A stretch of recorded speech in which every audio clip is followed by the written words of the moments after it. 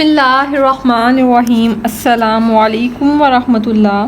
علامہ سخاوی رحمۃ اللہ علیہ نے یہ حدیث بہت سے طرق سے نقل کی ہے۔ حضرت اوس رضی اللہ تعالیٰ عنہ کے واسطہ سے حضور صلی اللہ علیہ وآلہ وسلم کا ارشاد نقل کیا ہے، تمہارے افضل ترین دن میں جمعہ کا دن سب سے افضل ہے۔ اسی طرح حضرت آدم علیہ السلام کی پیدائش ہوئی، اسی میں ان کی وفات ہوئی، بس اس دن مجھ پر کثرت سے درود بھیجا کرو، اس لیے کہ تمہارا درود مجھ پر پیش کیا جاتا ہے۔ صحابہ رضی اللہ تعالیٰ عنہ نے عرض کیا، یا رسول اللہ صلی اللہ علیہ وآلہ وسلم، ہمارا درود آپ پر کیسے پیش کیا جائے گا؟ آپ تو قبر میں بوسیدہ ہو چکے ہوں گے۔ تو آپ صلی اللہ علیہ وآلہ وسلم نے ارشاد فرمایا کہ اللہ جل شانہ نے زمین پر یہ بات حرام کر دی ہے کہ وہ انبیاء علیہ السلام کے بدنوں کو کھائے۔ حضرت ابو امامہ رضی اللہ تعالیٰ عنہ کی حدیث سے بھی حضور صلی اللہ علیہ وآلہ وسلم کا یہ ارشاد نقل کیا ہے، میرے اوپر ہر جمعہ کے دن کثرت سے درود بھیجا کرو، اس لیے کہ میری امت کا درود ہر جمعہ کو پیش کیا جاتا ہے۔ بس جو شخص میرے اوپر درود پڑھنے میں سب سے زیادہ ہوگا وہ مجھ سے قیامت کے دن سب سے زیادہ قریب ہوگا۔ حضرت ابو مسعود انصاری رضی اللہ تعالیٰ عنہ کی حدیث سے بھی حضور اقدس صلی اللہ علیہ وآلہ وسلم کا یہ ارشاد نقل کیا ہے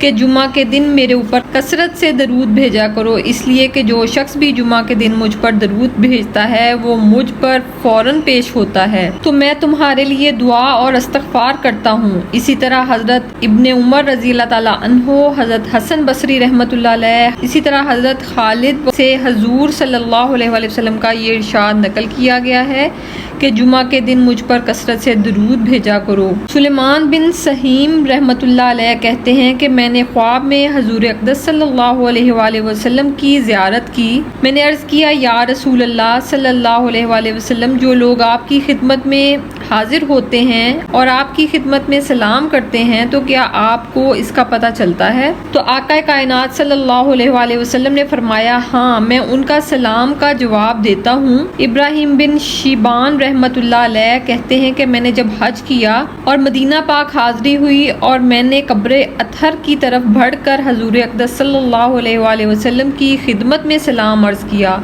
تو میں نے روضہ اطہر سے وعلیکم السلام کی آواز سنی۔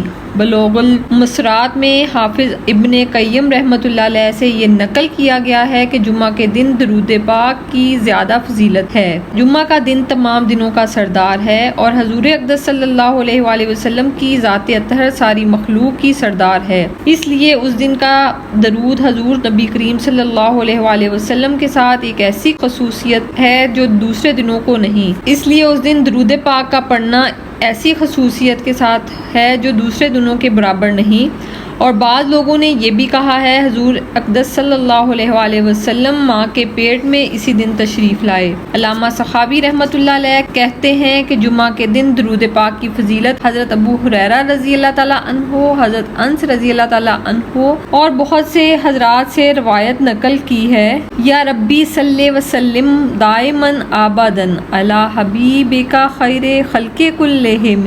ابو ہریرہ رضی اللہ تعالیٰ عنہ حضور اقدس صلی اللہ علیہ وآلہ وسلم کا ارشاد نقل کرتے ہیں کہ مجھ پر درود پڑھنا پل صراط پر گزرنے کے وقت نور ہے، اور جو شخص جمعہ کے دن 80 دفعہ مجھ پر درود بھیجے اس کے 80 سال کے گناہ معاف کر دیے جائیں گے۔